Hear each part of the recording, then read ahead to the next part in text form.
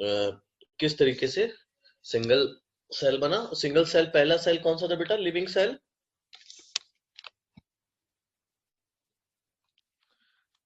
हमने कल देखा था ना कौन सा फर्स्ट लिविंग सेल कहला रहा था।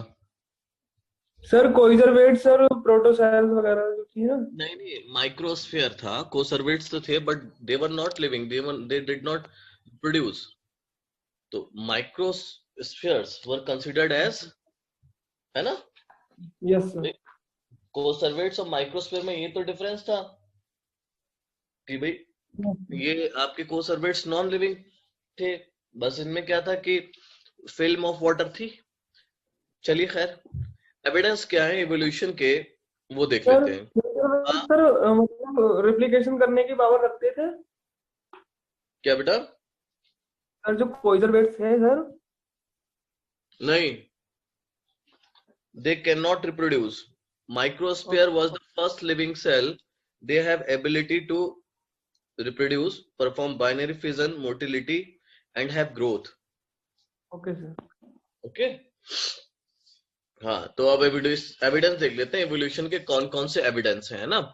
तो अभी क्या है, पहला एविडेंस जो आया है एवोल्यूशन का, दैट इज पैलेंटोलॉजिकल एविडेंस, है ना?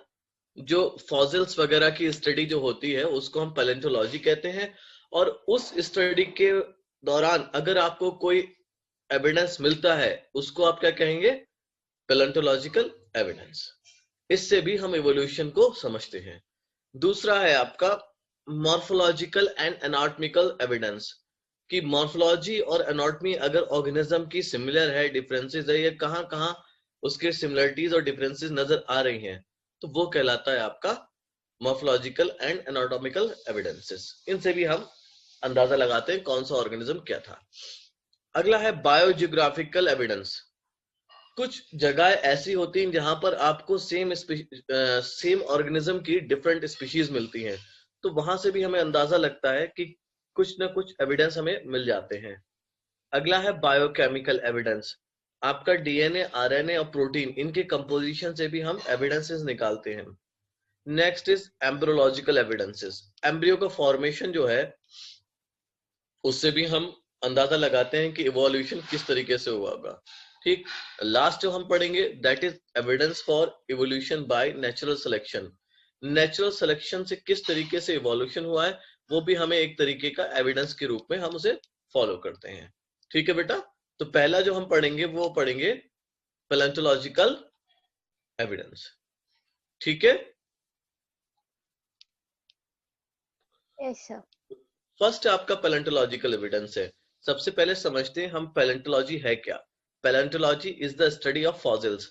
जो पुराने चीजें रह जाती हैं, हड्डियां वगैरह, जो कुछ भी स्ट्रक्चर्स वगैरह या कुछ भी प्रिंट्स वगैरह जो जमीन के अंदर रह जाते हैं, अर्थ की गहराइयों में, उनको हम लोग कहते हैं fossils.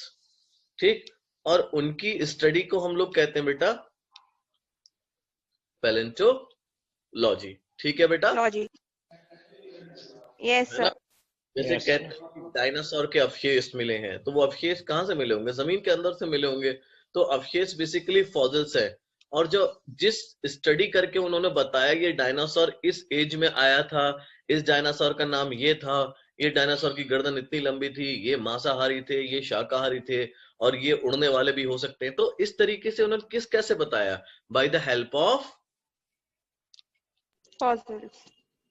Fossils, and the study is known as palaeoanthropology. Palaeontology. Palaeontology. तो बेसिकली फॉसिल्स है क्या, ये इसकी दूसरी लैंग्वेज में आप देखो, fossils are the written document of evolution. Fossils आपके लिखे हुए डॉक्यूमेंट्स हैं, आप इनको देखिए, पढ़िए, समझिए, और आप इवोल्यूशन को आसानी से समझ लेंगे अगर आपको फॉसिल समझ में आने लगे, है ना? आप देख रहे हैं ये एक चट्टान है, यहाँ पर प्रिंट बना हुआ है किसी ऑर्गेनिज्म का, तो इससे अंदाजा लगाया जा सकता है। ये देखिए, ये यहाँ पर प्रिंट्स बने हुए हैं, ये आपका टेरिडोफाइट्स का है प्रिंट, ये फिश का है। तो इस तरीके से क्या है, हमें फॉसिल्स मिलते रहते हैं। और भी चीजें हैं फॉसिल्स में। फॉसिल्स का बेसिकली या पैलेंटोलॉजी का हमें काम क्या है, टू स्टडी फाइलोजेनी। फाइलोजेनी जानते हैं आप लोग? फाइलोजेनी कहते हैं बेटा इवोल्यूशनरी हिस्ट्री, है ना। किसी भी ऑर्गेनिज्म की अगर आपको इवोल्यूशनरी हिस्ट्री जाननी है तो वो उसकी स्टडी कहलाएगी आपकी फाइलोजेनी। तो एग्जाम्पल के तौर पे हम लोग हॉर्स की हिस्ट्री देखें। सबसे पहले जो आपके हॉर्स थे वो थे ओहेहिप्पस, फिर आपका मीजोहिप्पस, फिर आपका इवॉल्व हुआ, फिर आपका मैरिकिप, है ना, और फिर आपका पाइलोकिपस एंड मॉडर्न नाम इक्वस। इसको हम बोलते हैं इक्वस, है ना। Yes sir. मॉडर्न हॉर्स भी तो बोलते हैं ना इसको। हाँ, दोनों चीज बोलते हैं, इक्वस भी बोलते हैं और मॉडर्न हॉर्स भी बोलते हैं। इसको याद करने की एक छोटी सी ट्रिक है, इसको इस तरीके से याद रख सकते हो आप।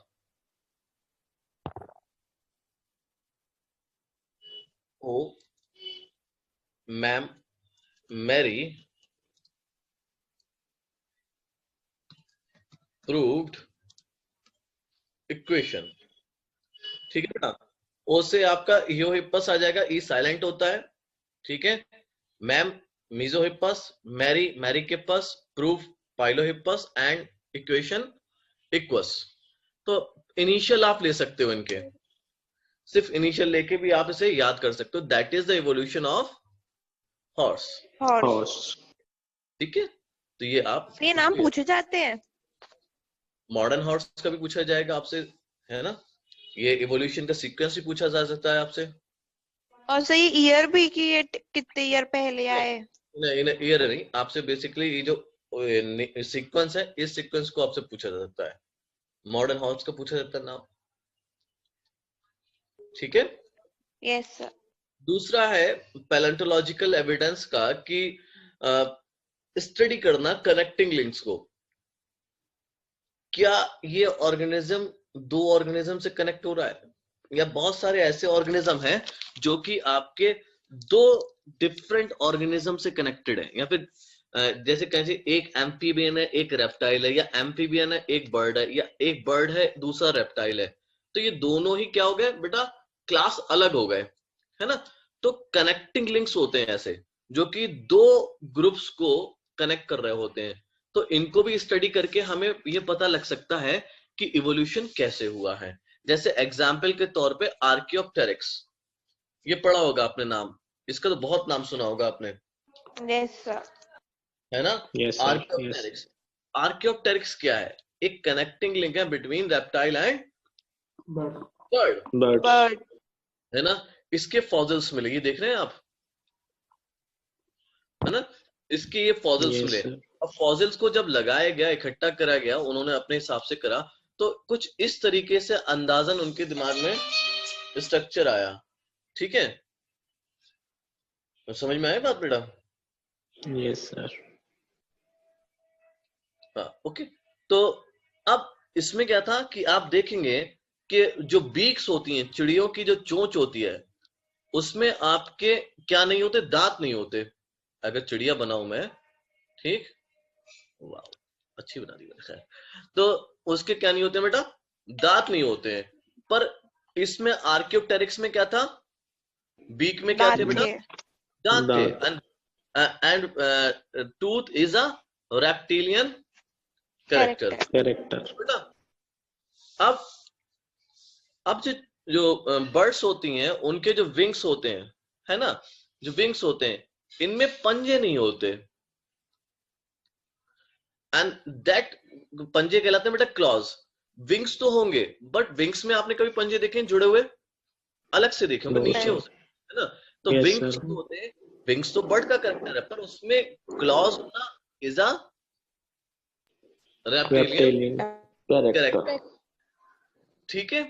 अब जो टेल होती है, इनकी पूंछ जो होती है ना, इनकी जो पूंछ होती है बर्ड्स की, उसमें आपका वर्टिब्रे नहीं होता है, और ये आपका किसका है, Reptilian character. ठीक है। तो बर्ड्स के होते होते इसमें क्या मिल रहे थे, रेप्टिलियन कैरेक्टर्स मिल रहे थे, इसलिए इसको कह दिया गया it is a connecting link between reptiles and Birds. Clear है बात ये सबको? Yes, sir.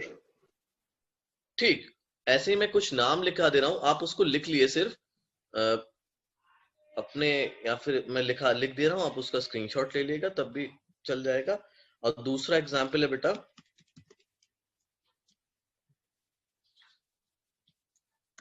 प्रोटोपेट्रस, it is a lungfish. ठीक है बेटे, तो ये बड़ा ही मतलब अलग अनोखा एग्जाम्पल है। ठीक है, इसमें क्या होता है कि गिल्स भी होते हैं, that is a characteristic of fishes, and along with this they have lungs. तो बहुत चीजें होती हैं, समझ में आया? तो lungs is a characteristic of amphibians or more developed organism, but this fish have gills as well as lungs. lungs। मैं लिख दे रहा हूं यहां पर जिससे कि तुम्हें याद रहे। connecting link between between bony fish and amphibians। ठीक है, अब बोनी फिश के कैरेक्टरिस्टिक क्या होंगे बेटा? फिश के कैरेक्टरिस्टिक क्या होंगे भैया? कि पेयर्ड फिन है, ये आपका एक कैरेक्टरिस्टिक हो गया। ठीक, और कॉमा गिल्स होते हैं। ठीक, ये होंगे, फिन में आई गायब हो गया, पेयर्ड फिन्स हो गए, गिल्स होंगे, और साथ साथ क्या होता है, इनके पास लंग्स होते हैं and 3 chamber heart, that is a characteristic of amphibian. भाई 3 चैम्बर हार्ट किस में मिलता है? Amphibians. एम्फीबियंस में। अगला एक और एग्जांपल है आपका,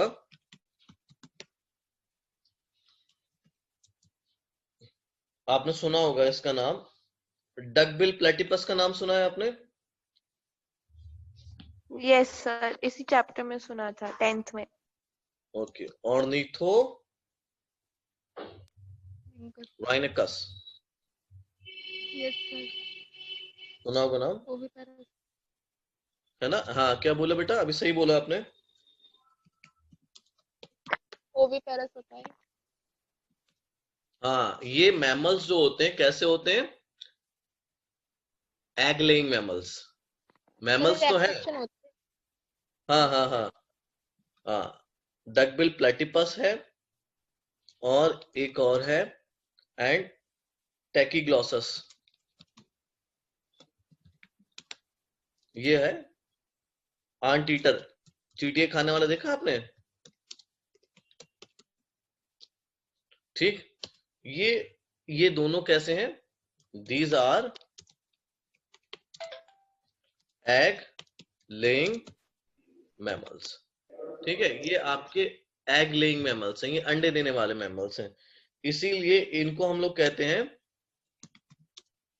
also known as unfinished mammals. ठीक है, अनफिनिश्ड मैमल्स कहलाते हैं। बात समझ में आई? क्योंकि मैमल्स का काम क्या है? मैमल्स क्या करते हैं? बच्चों को जन्म देते हैं, ना कि अंडे देते हैं।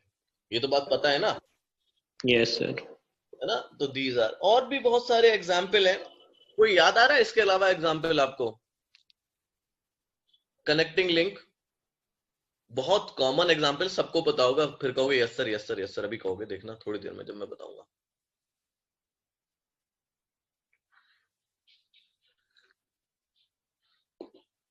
मैं बताऊं?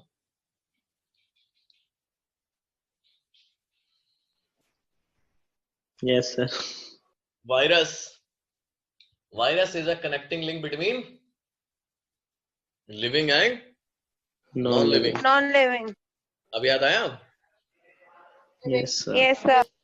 क्या तो सब यस सर कहेंगे जब मैंने नाम लूंगा। अभी दूसरा सुनो, युगलीना।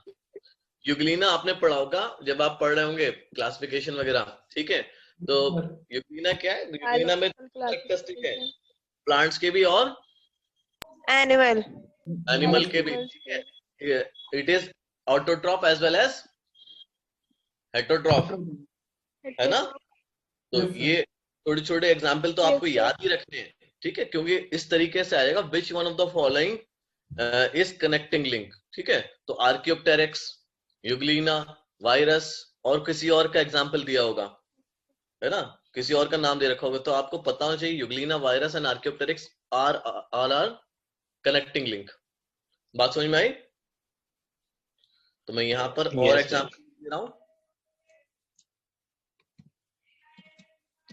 वायरस कॉमा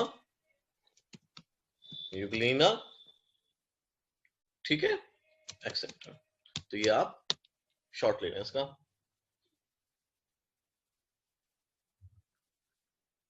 हो गया सर। हो गया, वेरी गुड। Yes, sir. आगे बढ़ते हैं फिर हम। Yes, sir.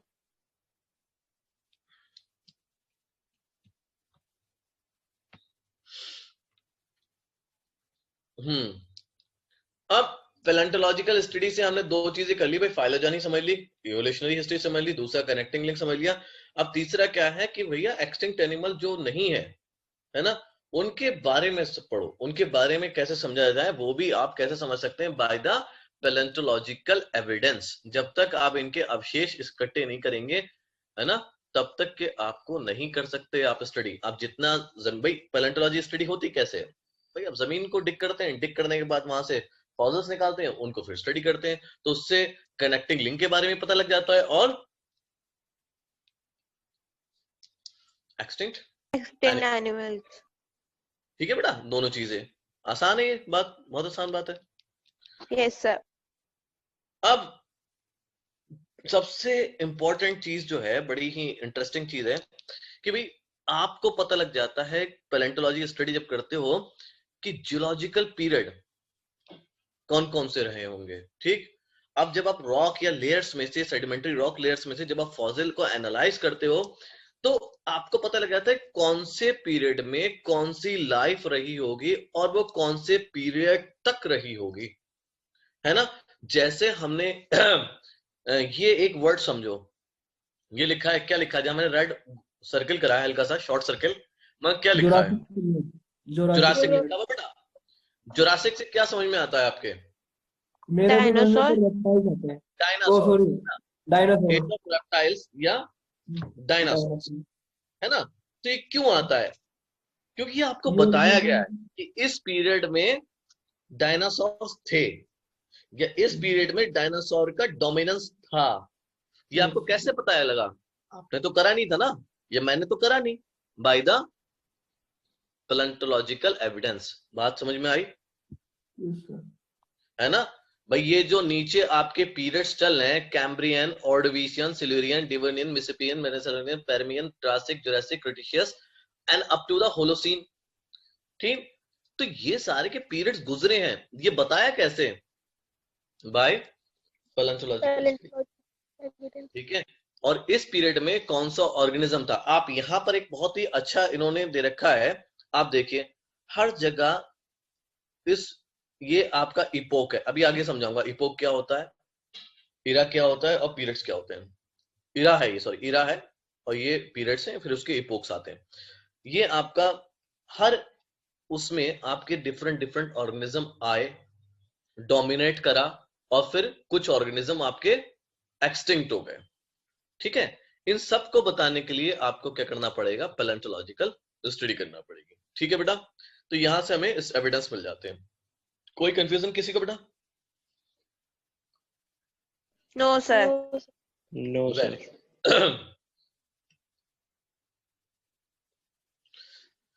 अगला है बेटा मॉर्फोलॉजिकल एंड एनाटॉमिकल एविडेंस। बाहर से भी हम देख के बता देते हैं। अगर मैं बहुत ही लेमन जानते हो, आम इंसान की लैंग्वेज में बात करूं कि अगर आपको 2-3 वैरायटी के जानवर रखे जाएं स्पीशीज के, जैसे डॉग की स्पीशीज के, टाइगर की स्पीशीज के, लायन की स्पीशीज के, कैट्स के, तो आप बता दोगे इसमें से ये कैट्स की स्पीशीज है, ये आपकी डॉग की स्पीशीज है, ये आपकी टाइगर की है, देख के बता दोगे, है ना? बता ही सकते हो थोड़ा बहुत तो, मैं तो Yes, 100% sir. करेक्ट नहीं होगे तो कम से कम 70% करेक्ट हो जाओगे। तो बेसिकली जो हम बाहर से हम देख के अंदाजा लगाते हैं एविडेंसेस का, जो बाहरी स्ट्रक्चर को, वो आपके कहलाते हैं मॉर्फोलॉजिकल। ठीक, अब मॉर्फोलॉजिकल में सिर्फ उस वहीं तक नहीं रुकते, सिर्फ देखने के बाद फिर उनके फंक्शंस भी देखे जाते हैं, और फंक्शंस के बाद हम इंटरनली भी देखते हैं कि ये इंटरनली कैसे हैं, इनका ओरिजिन सेम है या डिफरेंट है। ठीक, अब जरा यहां पर समझो, ये बहुत इंपॉर्टेंट है, वेरी इंपॉर्टेंट इस चैप्टर के लिए। जब हम एनाटॉमी और मॉर्फोलॉजी का कंपैरिजन करते हैं तो हमें पता लगता है कि डिफरेंट फॉर्म ऑफ एनिमल जो है, सबका क्या है, कहीं ना कहीं एक कॉमन स्ट्रक्चरल फीचर है, या फिर कह सकते हैं कि कॉमन बेसिक features प्लान। ठीक है, जितने भी ऑर्गेनिज्म दुनिया में बने हैं, ठीक है, तो सबका एक सेम बेसिक प्लान पे बने हैं। भाई उसका मुंह होगा खाने के लिए, ये तो है ना, डाइजेस्टिव सिस्टम होगा पचाने के लिए, ठीक, या फिर अगर प्लांट्स की बात करूं तो क्लोरोफिल होगा फोटोसिंथेसिस के लिए, ये तो होगा, रूट्स होंगी, शूट्स होंगी। अब वो चाहे डिफरेंट डिफरेंट तरीके से आ जाए, उनका फंक्शन बदल जाए, मॉडिफाई हो जाए, स्टेम मॉडिफाई हो जाए, रूट्स मॉडिफाई हो जाए, दैट इज डिफरेंट थिंग, है ना। मगर सबका जो बेसिक प्लान जो है बॉडी बनने का, वो क्या है बेटा, लगभग सेम है। same है। ठीक है, अब देखो, हम अगर मैं बात करूं तुमसे एनिमल किंगडम की, एनिमल किंगडम में आप सबको छोड़ दो, सिर्फ कॉर्डेटा में ही आ जाओ, है ना। कॉर्डेटा में आपको कितने क्या क्या पढ़ा है आपने, कॉर्डेटा में कौन कौन से पढ़े हैं भाई? एटलीस्ट स्पाइसेस पढ़ा होगा, एम्फीबियंस पढ़ा होगा, रेप्टाइल्स पढ़ा होगा, मैमल्स पढ़ा होगा, ये तो पढ़ा होगा। Yes sir। हाँ, अगर आप देखोगे तो सब में नर्वस सिस्टम है, सब में डाइजेस्टिव सिस्टम है, सब में हार्ट है, सब में ब्रेन है या नहीं है? तो यानी कि ये जो चीजें हैं, ये भी एक तरीके से क्या है, ये एविडेंसेस हैं कि आपको बता रही हैं कि हाँ यार, कहीं ना कहीं सब कुछ कॉमन है। ठीक, अब जैसे मैं अगर प्लांट्स में चला जाऊं, ठीक, प्लांट्स में अगर आप देखें तो कंडक्टिंग टिश्यू की बात करो तो कंडक्टिंग टिश्यू में आपको दो चीजें मिलती हैं, जाइलम एंड फ्लोएम, Phloem। है ना। तो ये चीजें हैं, तो हम लोग इस तरीके से इनको समझते हैं। अब जरा दो चीजें आपको जरूर समझनी, एक आपको होमोलोगस ऑर्गन, एक आपको एनालोगस ऑर्गन। ये आपने 10th में ही पढ़ा होगा बेटा, Yes sir। है ना। होमोलोगस ऑर्गन शो करते हैं होमोलोगी, और एनालोगस ऑर्गन शो करते हैं एनालोगी। अब जरा समझते हैं कि होमोलोगस ऑर्गन कौन सा होता है और आपका एनालोगस ऑर्गन कौन सा होता है। ठीक, होमोलोगस ऑर्गन वो ऑर्गन है जिनकी स्ट्रक्चर, है ना, और ओरिजिन कैसा हो, लगभग सिमिलर हो, Same। Similar हो।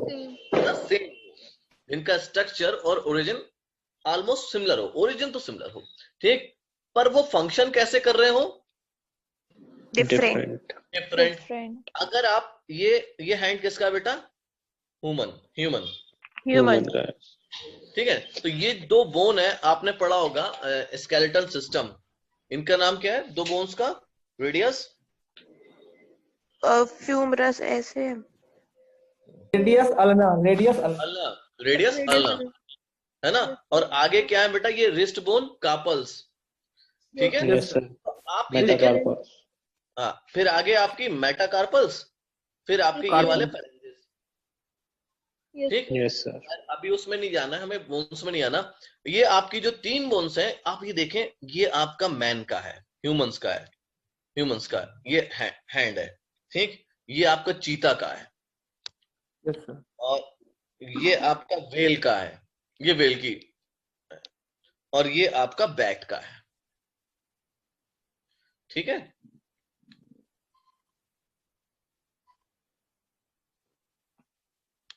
ठीक, अब तीनों बोन्स हर ऑर्गेनिज्म में मिल रही है, हालांकि बैट में थोड़ा स्ट्रक्चर बदल गया, पर तीनों में क्या है, अगर देखा जाए तो स्ट्रक्चर कैसा है, Same। सेम, Same है। ह्यूमन में भी, चीता में भी, वेल में भी और बैट में भी। इसका मतलब ओरिजिन भी लगभग लगभग क्या होगा, सेम होगा। सेम। सबके सब क्या है, सॉरी कहाँ चला गया ये, मिस हो गया ये, स्टॉप हो गया। Yes, sir. Yes, sir. तो अब दिख रहा है। Yes, Yes, sir. sir. Yes sir. हाँ, वो गलती से स्टॉप का बटन दबा दिया था, कोई बात नहीं। तो सबका जो है फंक्शन कैसा है, डिफरेंट है। ह्यूमन अलग काम करता है, इससे उसके 70 काम होते हैं, बहुत सारे काम होते हैं। हाँ क्या हुआ, सर हमको स्क्रीन नहीं दिख रही है। आपको स्क्रीन नहीं दिख रही, बाकी बच्चों को दिख रही है। नहीं सर। Yes sir. जिसको नहीं दिख रही फटाफट डिस्कनेक्ट करके कनेक्ट कर ले, कई बार ऐसा होता है। आपको 10 सेकंड लगेंगे इसमें, तब तक आप आ जाओ, मैं इसी को समझा रहा हूं, ठीक है। ये जो फिनोमेना है ये आपका कहलाता बेटा होमोलॉगी, ठीक। होमोलॉगी, अगर कोई ऑर्गेनिज्म सिमिलरिटी शो कर रहे हैं स्ट्रक्चर और ओरिजिन में, पर वो फंक्शन डिफरेंट शो कर रहे हैं, तो ये फिनोमेना कहलाएगा होमोलॉगी। और ऐसे ऑर्गन जिनमें ये सिमिलरिटी और शो हो रही है वो कहलाएंगे आपके होमोलोगस ऑर्गन, ठीक है बेटा। और यस सर। बस आसान है, इसमें कोई दिक्कत ही नहीं है, ठीक। Yes, sir. चलिए आगे समझते हैं हम। अब इसके और भी एग्जाम्पल है। ये तो मैंने बता दिया, ह्यूमन हैंड जो हमने बनाया था, whale flipper, bat wing, cheetah's foot, है ना। तो ये अगर देखे जाए 4 लिम्स है, इनके डिफरेंट फंक्शन है मगर सिमिलर एनाटॉमिकल स्ट्रक्चर है। ह्यूमरस में मिलेगा, रेडियस में मिलेगा, अल्ला भी मिलेगा, कार्पल में मिलेगा, मेटाकार्पल में, फेलेंजेस मिलेगा, मतलब 30 जो बोन्स आपके हाथ में मिलती हैं वो सब मिलेंगी। अच्छा, होमोलॉगी आपकी दिखती किसमें, हार्ट में भी दिखती है। अगर आप देखो फिश, एम्फीबियन, रेप्टाइल, बर्ड्स और मैमल, ठीक, सबके हार्ट में एटलीस्ट ऑरिकल भी होगा और वेंट्रिकल वेंट्रिकल। भी होगा, भले ही 2 चैम्बर का हो जैसे कि फिश में, ठीक। आपका 3 चैम्बर का हो एम्फीबियन और रेप्टाइल्स में, 4 चैम्बर का हो बर्ड्स और मैमल में, मगर इनके बनने का पैटर्न कैसा है बेटा, सेम। कॉमन है ना, सेम है ना। कोई आपका मिक्स लेके जा रहा है, कोई प्योर लेके जा रहा है, कोई इम्प्योर लेके जा रहा है, ठीक। ब्रेन, ब्रेन का भी रहता है, ठीक है। तो होमोलॉगी यहां पर भी आपको देखने को मिलती है। अच्छा, एक और चीज मैं आपको बताना चाह रहा था, ये जो इवोल्यूशन है, ये इवोल्यूशन कन्वर्जेंट है या डाइवर्जेंट है, ये चीजों को डाइवर्ट कर रहा है, मतलब कि नई चीजें बना रहा है, या फिर सीमित कर रहा है। Sir conversion. डाइवर्ज। तो सर ये डाइवर्जन सॉरी। डाइवर्जेंट ना, यस है ना, सर। डाइवर्जेंट इवोल्यूशन है ये, इसको हम लोग बोलते हैं डाइवर्जेंट इवोल्यूशन। देखो इसको याद करने के लिए कि कौन सा कन्वर्जेंट है और कौन सा आपका डाइवर्जेंट है, इसको याद करने के लिए मैं आपको ट्रिक देता हूं, HARD, हार्ड। इसको इस तरीके से याद रखते हैं हम लोग, होमोलॉगी यानी कि होमोलोगस ऑर्गन, ठीक। एडेप्टिव, इसको समझाऊंगा अभी मैं, एडेप्टिव रेडिएशन, HAR से हो गया, और D से डाइवर्जेंट। डाइवर्जेंट। तो होमोलोगस ऑर्गन हमेशा क्या शो करते हैं, डाइवर्जेंट। डाइवर्जेंट। अब ये जो है, ये होमोलॉगी जो है, ये दूसरी उसका नाम है एडेप्टिव रेडिएशन। ये एडेप्टिव रेडिएशन कहलाती है, मतलब अपने आप को आपने क्या करा, एडप्ट करके अपना फंक्शन डिफरेंट कर लिया। हालांकि आप क्या थे, सब सेम टाइप के थे, मगर आपने फंक्शन उसको डिफरेंट कर लिया, ये आपका एडेप्टिव रेडिएशन हो गया, और आप डाइवर्ट हो गए। तो ये ऐसा इवोल्यूशन कहलाएगा आपका डाइवर्जेंट इवोल्यूशन, ये आपको होमोलोगस ऑर्गन में देखने को मिलता है, ठीक है बेटा। Yes sir. ये लिख लें आप।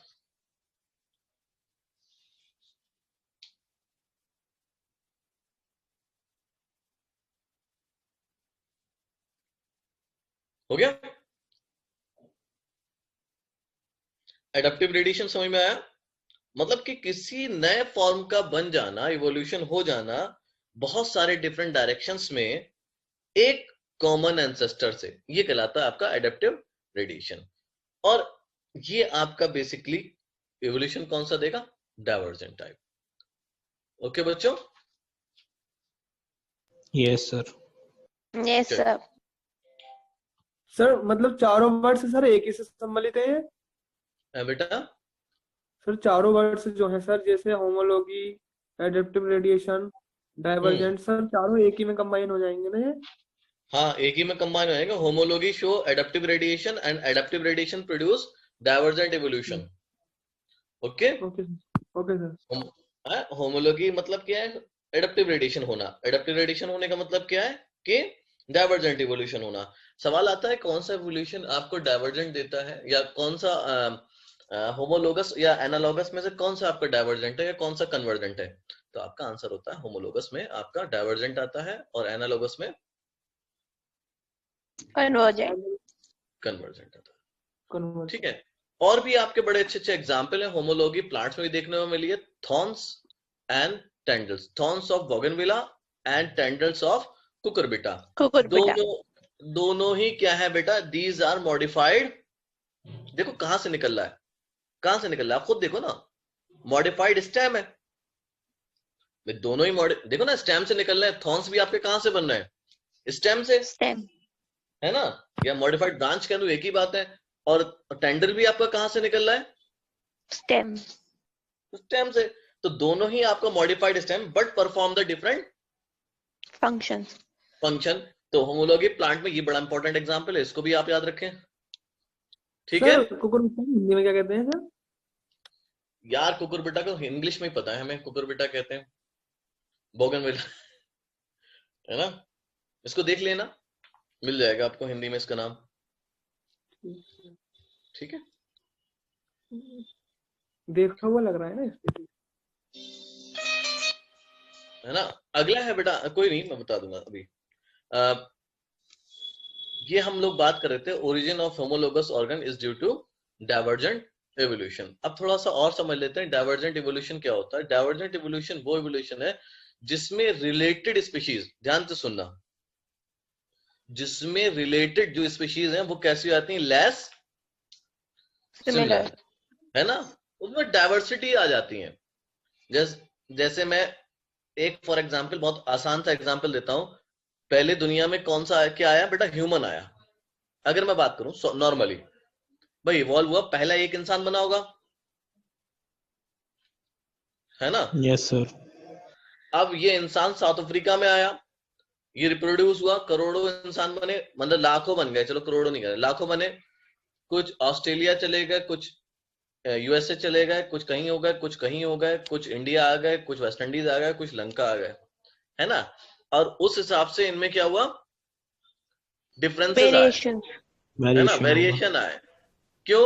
क्योंकि उनको सरवाइव करना था और अडॉप्ट करना था किसमें? Different environmental Condition. कंडीशन। ठीक है।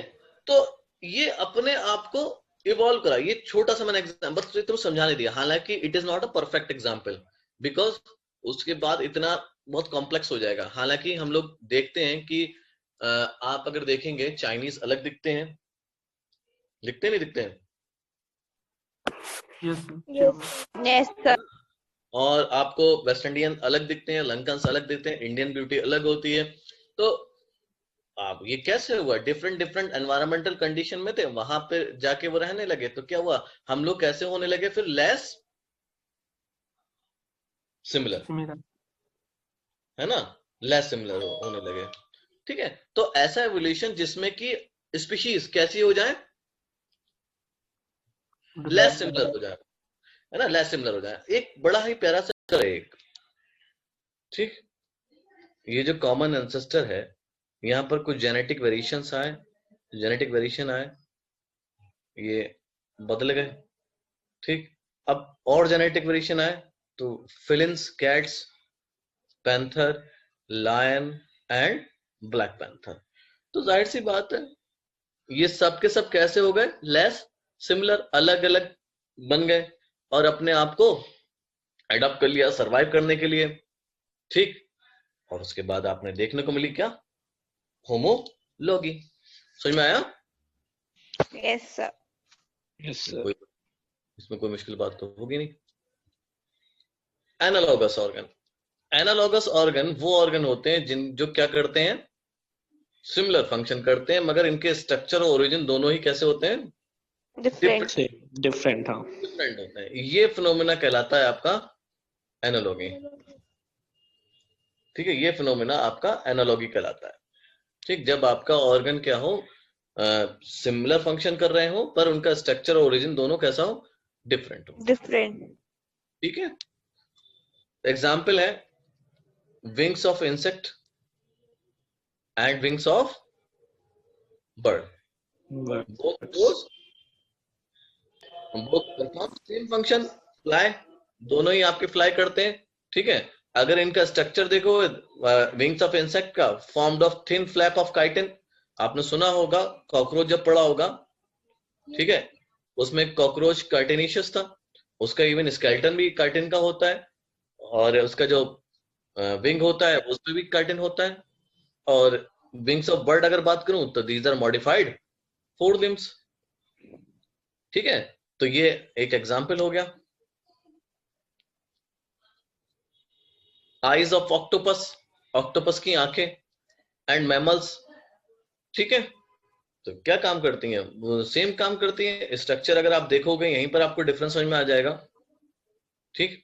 कि फोटो रिसेप्टर सेल आप देखें, ये फोटो रिसेप्टर सेल है, इनका फोटो रिसेप्टर सेल अगर ऑक्टोपस में देखा जाए तो सबसे नीचे की तरफ है, सबसे आगे की तरफ। हम लोगों में कहां पर होता है सीक्वेंस, उसका पीछे होता है। तो डिफरेंट है origin and structure, but perform the same function, same function. ठीक है। Yes sir. Flipper of penguin and flipper of dolphin, both are analogous organ। Yes sir.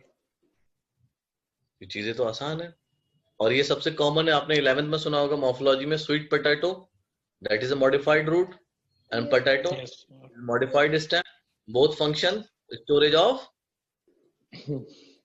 Food, है ना, फूड को स्टोर करते हैं, है ना। तो ये आपका रहता है, ठीक है। Sweet potato is a modified root and potato is modified stem. चलो ये तो आसान आसान बातें हैं, तो इसमें कोई प्रॉब्लम तो नहीं आएगी। ट्रैकिया, ट्रैकिया जो होता है इंसेक्ट का, ठीक है, और बेसिकली ये बना किससे होता है, एक्टोडर्म से। और लंग्स जो होते हैं वर्टिब्रेट्स में वो आपके एंडोडर्म से बने होते हैं। दोनों का काम क्या है, रेस्पिरेशन, गैसियस एक्सचेंज, यही तो काम है। इंसेक्ट में जो ट्रैकिया होता है बेसिकली गैस एक्सचेंज करता है, रेस्पिरेशन करता है। लंग्स का काम क्या है, वो भी गैस एक्सचेंज करता है, ठीक है। मगर दोनों बने कहाँ का है, अलग अलग उससे बने, एक एक्टोडर्म से बना हुआ है, एक आपका एंडोडर्म से बना हुआ है। तो ये आसान है, यस सर। ठीक है। अब जो ओरिजिन हुआ है एनालॉगस ऑर्गन का, वो हुआ है बेटा कन्वर्जेंट इवोल्यूशन की वजह से। यानी कि एनालॉगस ऑर्गन जो है वो कन्वर्जेंट इवोल्यूशन है, मतलब कि एक से दिखाते हैं, हालांकि एक है नहीं, कन्वर्ट सिकुड़ते हैं। और हमने होमोलॉगिस में देखा था क्या हो रहा था, वहां पे डाइवर्जेंट आ रहा था। तो पहले कन्वर्जेंट इवोल्यूशन समझ लो। कन्वर्जेंट इवोल्यूशन वो इवोल्यूशन होता है जिसमें अनरिलेटेड स्पीशीज, मतलब कोई हमारा रिलेशन ना हो किसी दूसरी स्पीशीज के साथ, है ना, वो आपकी कैसे जाती है, दे बिकम मोर सिमिलर। सबकी वजह एक ही है, अगर डिफरेंट हो रही है तो भी उसकी वजह क्या है, टू सर्वाइव एंड अडेप्ट, है ना। एंड अगर कन्वर्जेंट हो रही है तब भी वजह ये है। देखो डाइवर्जेंट में क्या होता है कि रिलेटेड स्पीशीज लेस सिमिलर हो जाएंगी, कन्वर्जेंट में क्या होगा, अनरिलेटेड स्पीशीज मोर सिमिलर हो जाएंगी। अब डाइवर्जेंट में मान लो कि ये एक इंसान है, थोड़ा सा और समझा रहा हूं यहाँ पर डिटेल में। ये आपका कोई ऑर्गेनिज्म है, इस जगह रह रहा है ए नाम का, ठीक है। अभी क्या हुआ कि ये इस जगह रहने लगा दूसरे हैबिटेट्स में। ठीक, अब इसके डिफरेंट एनवायरमेंटल कंडीशन आएंगी, तो ये यहां पर इस तरीके से रहने लगा, यहां पर इस तरीके से रहने लगा, यहां पर ये इस तरीके से रहने लगा, यहां पर ये इस तरीके से रहने लगा। तो है सब ए, पर कैसे हैं, डिफरेंट है। आप समझ रहे हो? Yes, Less sir. similar है सब ए, तो ऐसा एवोल्यूशन कैसा हो गया, डाइवर्जेंट। अगर कोई आपका ये ए है, ये सेम तरीके से रहने लगे सब, तो ये होगा आपका कन्वर्जेंट एवोल्यूशन, कन्वर्जेंट। है ना। तो इसमें क्या होता है, कन्वर्जेंट इवोल्यूशन में अनरिलेटेड स्पीशीज आपकी कैसी आती हैं, मोर मोर सिमिलर, सिमिलर। क्योंकि उनको रहना कहां पर होता है, ध्यान से सुनो, सिमिलर एनवायरमेंटल कंडीशंस में। इससे भी याद रखना, उनको रहना कहां पर है, सिमिलर सिमिलर। एनवायरमेंटल। तो आपको थोड़ा बहुत तो सिमिलर होना पड़ेगा, है ना भाई। कहते हैं ना, जैसा देश वैसा भेष, सुना होगा आपने, शायद नहीं Yes, सुना हो, sir. है ना। तो Yes, क्या sir. होता है कि अगर हमें किसी कंडीशन में रहना, अब मान लो कि आप चले जाओ वहां पर कोल्ड रीजन में, ठीक है, और आप घूम रहे हो बन के सलमान खान, ठीक है, अब वहां तो आपने अकड़ जाओगे, एग्जैक्टली Yes, ना, sir. है ना। Yes, आप sir. कितने भी अनरिलेटेड हो, है ना, कितने भी बिल्कुल आपकी बॉडी कुछ भी हो, मगर आपको क्या करना पड़ेगा, अपने आप को अडॉप्ट करने के लिए और सरवाइव करने के लिए क्या करना है, जैकेट्स का इस्तेमाल करना पड़ेगा। आपको बिल्कुल वैसे ही लगने लगोगे जैसे कि वो, है ना।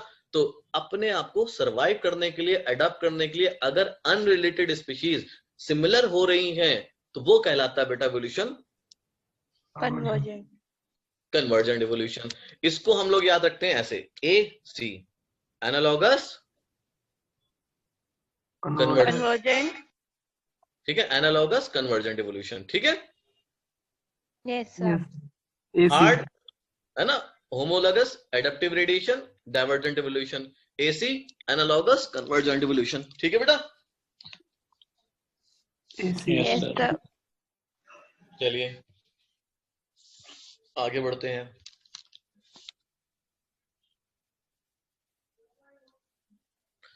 बायोकेमिकल एविडेंसेस, ये तो यार सबको मालूम है कि हमारे प्रोटीन्स में, हमारे जीन्स में क्या है, बहुत ज्यादा सिमिलरिटीज है सब ऑर्गेनिज्म के, ठीक है। तो एक बात तो क्लियर आती है कि इससे कॉमन एंसेस्ट्री शो हो रही है जितने भी ऑर्गेनिज्म है, ठीक। Yes sir. अच्छा, एक और चीज थी, वेस्टिजियल ऑर्गन, मैं तुम्हें बताना चाह रहा था, ये आपका वेस्टिजियल ऑर्गन का भी बहुत बड़ा रोल होता है इवोल्यूशन में बताने के लिए। आप लोग जानते हैं वेस्टिजियल ऑर्गन होते क्या हैं, सब जानते होंगे कि उनका वो फंक्शन कुछ है ही नहीं, पर वो है। हाँ, फंक्शन कुछ नहीं है पर बॉडी में है, ऐसे ऑर्गन कहलाते हैं आपके वेस्टिजियल ऑर्गन। ये हमें पढ़ना था उसमें मॉर्फोलॉजी और एनाटॉमी में, तो मैं आपको थोड़ा सा पढ़ा दे रहा हूँ वेस्टिजियल ऑर्गन, वो आप पढ़ लें, है ना। उसके बाद फिर हम बाकी के बाद में देखेंगे। तो मॉर्फोलॉजी में ही लिखिएगा इसको, है ना बेटा। तो यस सर। है ना, इसको मॉर्फोलॉजी में काउंट करिएगा। तो वेस्टिजियल ऑर्गन कौन कौन से हैं, थोड़ा सा बस मैं आइडिया दे रहा हूँ। वेस्टिजियल ऑर्गन्स, तो वेस्टिजियल ऑर्गन्स वो होते हैं जिनका जो बॉडी में है तो ठीक है, पर वो क्या क्या नहीं कर रहे, कोई फंक्शन नहीं कर रहे, है ना, यूजलेस है। तो कौन कौन से वेस्टिजियल ऑर्गन, जल्दी जल्दी से हम पढ़ ले रहे हैं। पहला अपेंडिक्स। अपेंडिक्स, वर्मीफॉर्म अपेंडिक्स कहते हैं इसको, ठीक है। तो वेस्टिजियल होता है। Number 2 wisdom teeth. Ear pinna. Very good, wisdom tooth. और किसी ने ईयर पिन्ना भी बोला है, यस सर। है ना, वो भी लिख दे रहा हूं मैं, ईयर पिन्ना। और कुछ,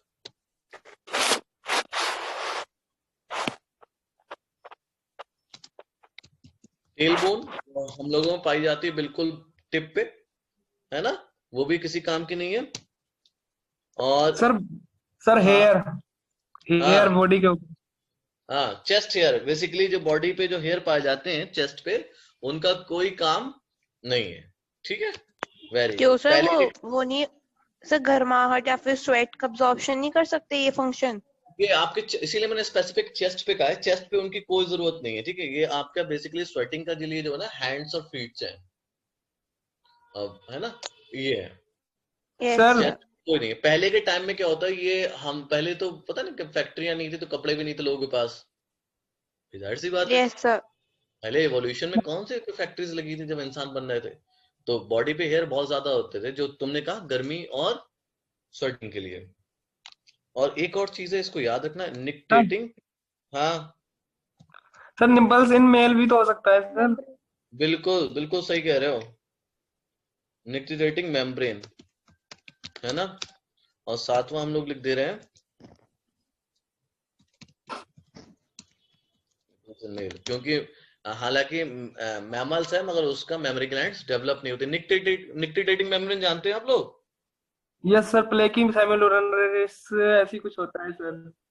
बेसिकली क्या होती है ये मेम्ब्रेन, क्या होती है ये आपकी डेवलप होती है जो एक्वाटिक एनिमल्स होते हैं या फिर एम्फीबियंस में, ठीक है। Yes sir. अब क्या होता है कि पानी में जाते हैं, एक झिल्ली आ जाती है आंखों के सामने, है ना, तो पानी वो में हाँ पानी में जाने के बाद तो वो प्रोटेक्शन देती है, पर हम लोगों में ये डेवलप नहीं क्योंकि हम पानी से बाहर निकल आए, है ना। तो सर दीज इसका आर पूरा द नाम क्या होता है सर? प्लेकी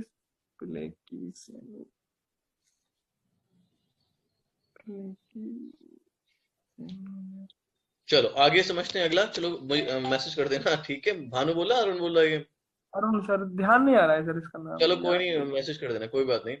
अगला है बेटा एटाविज्म, नंबर सी। एटाविज्म किसे कहते हैं? आप लोगों ने शायद सुना हो नाम ये। और रिवर्जन। एटाविज्म बेटा कहते हैं कि जैसे कुछ एंसेस्ट्रल ऑर्गन है। बेटा कोई बोल रहा है क्या? सर जो मतलब हमारे एंसेस्टर कैरेक्टर्स होते हैं जो हमें सडन दिख जाते हैं, वो होता है। सडन दिख जाते हैं, है ना। और वो आपके क्या होते हैं, रीफंक्शन हो जाते हैं। मेनली क्या है, जो एंसेस्टर हो जाते हैं, इट इज, सही बता रही है, री अपीयरेंस। कौन बता रहा था? अंजलि। अंजलि, गुड। और रीफंक्शनिंग of ancestral characters। अब अगर इसको मैं कहूं ancestral organs को मैं कहूं तो और ज्यादा अच्छा होगा। organs or characters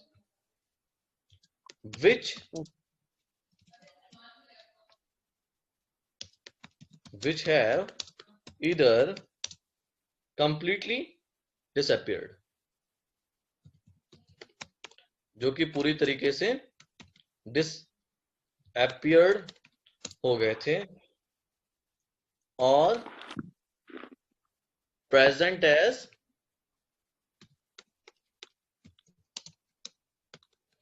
vestigial organ, है ना। उन करेक्टर का दोबारा से सक्रिय हो जाना जो कि या तो खो गए थे, एंसेस्टर के साथ हमारे खत्म हो गए थे, और या फिर उन करेक्टर का फंक्शनिंग हो जाना जो कि हमारे अंदर वेस्टिजल की तरह है। जैसे कि बात करूं मैं ईयर पिना की, ठीक। ईयर पिना का जो मूवमेंट होता है आपने जानवरों में देखा होगा, देखा है ईयर पिना का movement? Yes sir. Yes sir.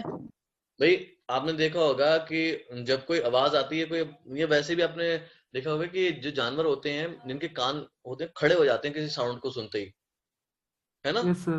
Yes, कान sir. कान खड़े कर यस लेते हैं, sir. And that is because of the muscles present in the air पिना इज फंक्शनिंग। जो एयर पिना में मसल है वो फंक्शनिंग है ना। तो वो क्या करते हैं, उस मसल्स की मदद से अपने कानों को मूव करते हैं, ठीक है।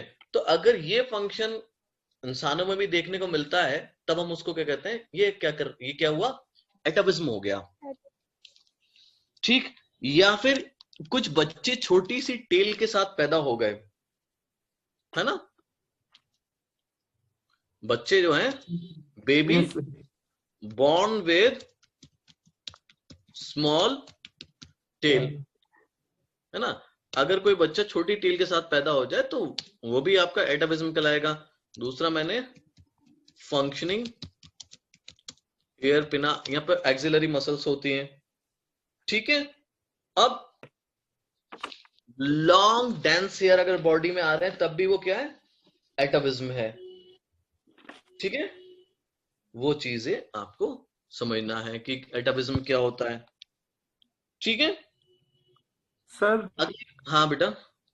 सर सर्वाइकल फिस्टुला भी तो होता है सर, वो जो फिश में होता है सर, वो जो मतलब बाहर से निकलता है, वो भी तो कभी कभी हो जाता है। नहीं, दोबारा बोलो बेटा, समझ में नहीं आया। सर सर्वाइकल फिस्टुला सर, वो जो मतलब एयर आ जाती है सर उसमें, सर्वाइकल सर्वाइकल, फिस्टुला होता है ना हाँ हाँ सर, वो कभी कभी मतलब अपियरेंस हो जाता है जबकि वो नहीं होना चाहिए। मैमल्स में भी आ जाता है कभी कभी कैरेक्टर्स। हाँ। ऐसे पता है 100+ ऐसे वेस्टिजियल ऑर्गन्स हैं, मैंने तो आपको 7 लिखा है बेटा। सर नहीं, वो उसमें होता है एटाविज्म में सर। हाँ, नहीं मैंने आपको क्या बताया कि बहुत सारे ऐसे, मैं वही एटाविज्म वही तो है जो कि आपके कैरेक्टरिस्टिक नहीं होना चाहिए आ गए, वही तो चीज कह रहे हो तुम। और तुम उसकी बात करो सर्वाइकल की। सर्वाइकल फिस्टुला सर मैंने पढ़ा था उसमें एटाविज्म में। अच्छा ठीक है, मैं वही कह रहा हूँ कि ऐसे बहुत सारे कैरेक्टरिस्टिक हैं जो कि आपके एटाविज्म में भी आ सकते हैं। तो मैंने सिर्फ 2 एग्जाम्पल लिखा है मैंने अभी, ठीक है। आप सही कह रहे हो, जो आप कह रहे हो बिल्कुल सही कह रहे हो। हाँ बेटा। सर ऑरिकुलर मसल भी तो हो सकती है ना इसमें? हाँ तो वो भी तो हाँ, ऑरिकुलर मसल्स भी ह्यूमन। जी जी बिल्कुल बिल्कुल बिल्कुल, ठीक है। अगला हम लोग एक थ्योरी पढ़ेंगे। ये शायद टाइम हो गया बेटा आपका।